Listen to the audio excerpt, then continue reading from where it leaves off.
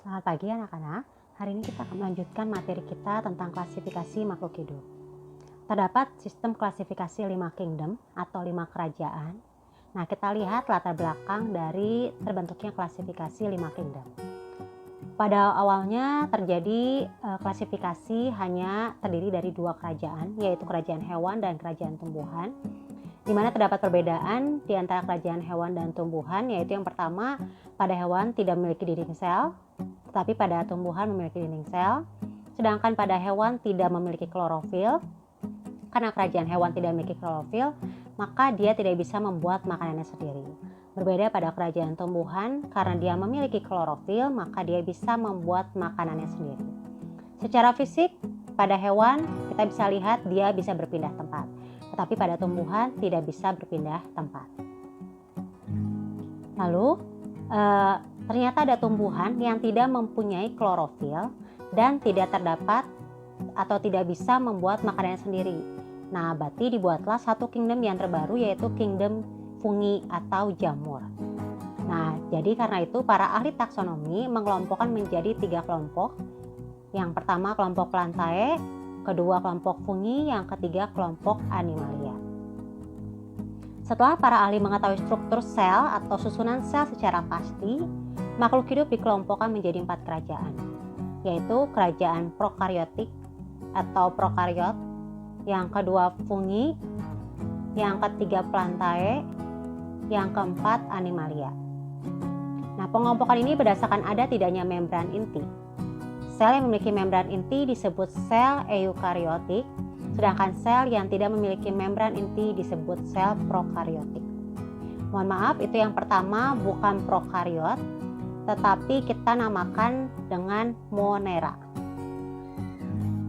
Nah, sehingga pada tahun 1969, Robert H. Whittaker mengelompokkan makhluk hidup menjadi 5 kingdom, yaitu yang tadi yang pertama prokariotik, itu disebutnya Monera, yang kedua protista, yang ketiga fungi, yang keempat Plantae, dan yang kelima Animalia. Tadi mengapa yang pertama disebutnya prokariotik? Nah, kita tahu bahwa setelah kita lihat Monera hanya satu-satunya makhluk hidup yang bersifat prokariotik atau tidak mempunyai membran inti. Kita mulai yang pertama dari kingdom Monera. Ciri-cirinya yang pertama yaitu makhluk hidup bersel satu atau uniseluler. Uni artinya satu dan seluler itu artinya sel, makanya disebutnya makhluk hidup bersel satu. Yang kedua memiliki sel prokariotik atau sel tersebut tidak memiliki membran inti. Contohnya yaitu pada bakteri dan ganggang hijau biru. Seperti ini gambarnya, bentuknya ada yang seperti batang, ada yang spiral, ada yang berbentuk seperti bulat gitu ya. Nah, kita lihat bakteri memiliki peranan-peranan tertentu.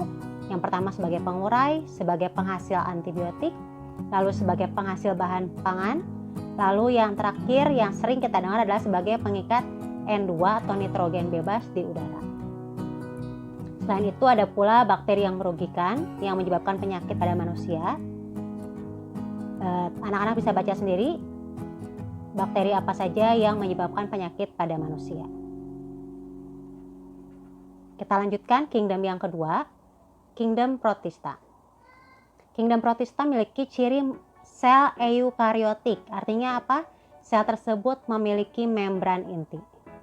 Sifatnya dia bersifat uniseluler atau bersel satu yang hidupnya soliter atau berkoloni. Sama yang terakhir ada pula protista yang bersifat multiseluler.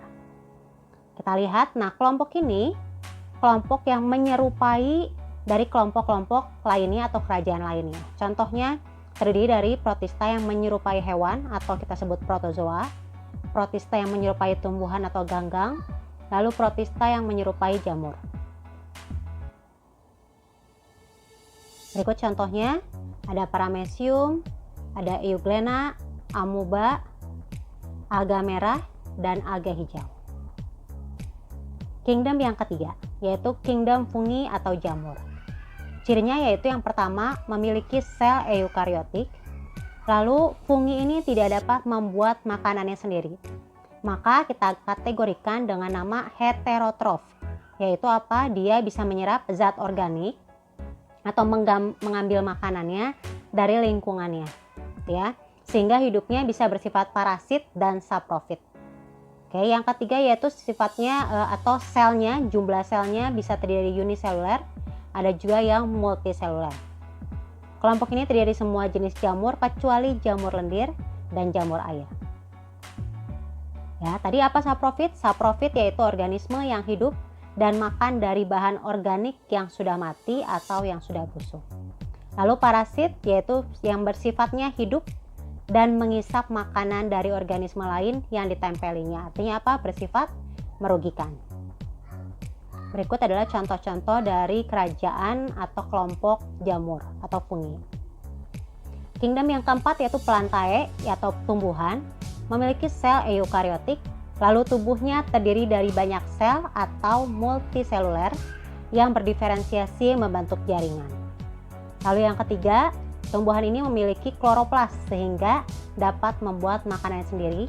Maka dari itu dikategorikan dengan nama autotrof. Ya, artinya apa?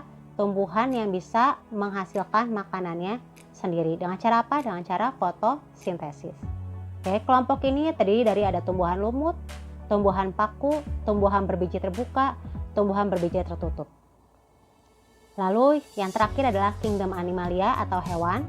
Yang pertama memiliki sel eukariotik atau memiliki membran inti. Lalu yang kedua, tubuhnya tersusun atas banyak sel atau multiseluler. Lalu yang ketiga, tidak dapat membuat makanannya sendiri.